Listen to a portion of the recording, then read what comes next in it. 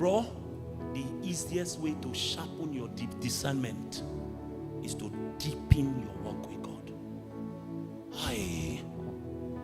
When you deepen your walk with God, every man who enters into your life, you will discern him through the lenses of Jesus. Aye.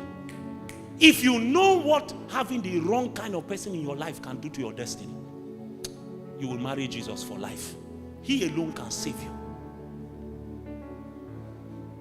A girl got raped by her brother, her half brother. Her full brother went and now killed her half brother. Her father ran from the palace like a rogue, like a thief.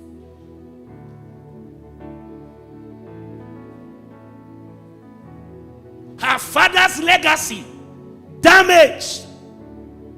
And the person who initiated all this thing was drinking kunu. His name is not, his own house was not affected.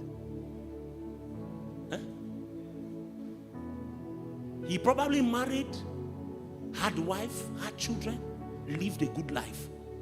But in 21 of that chapter, the Bible says that the girl who was raped, she remained desolate all her life.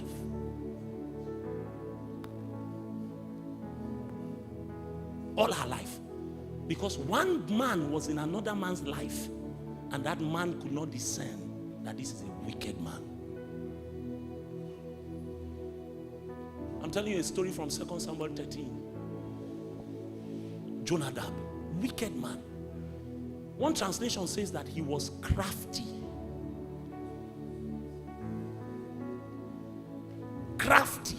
Some of you have crafty people in your life, and the reason you cannot discern is that your walk with God has died. It's out of that relationship that you are supposed to define every other thing that happens in your life. Out of that. It's out of your relationship with God you choose a wife and a mother for your children. It's out of your relationship with God you say yes to a husband and the father of your children. We don't marry pointed nose and hips. We marry people who have built something with God. Hi, you don't know what marriage is. Marriage will test your convictions. That your husband that you see when he's reading prayer is doing gi, and you are thinking that he used to fly in the night. It's when only two of you at home, you will now know that he's a typical Urobo man. Typical. That he wants his wife to wake up in the morning and go on her two knees and say, Mingwasha. You don't know. Typical to the bone.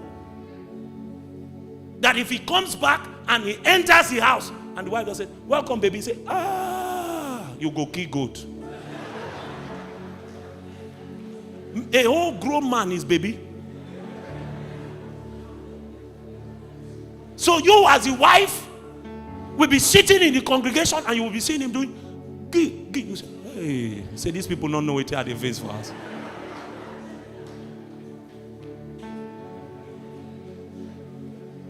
All his submission, all his talk, his encounter with God has not become a strike of kindness. All the rebukes of God he has ignored them. And you know the thing about this life, the wheat can grow with the tares.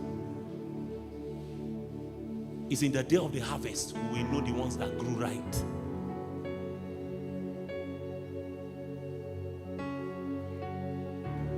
This life, the way it is designed, the whole reason God was showing us those things in Genesis is just to let us know that man is not designed to do life alone, bro.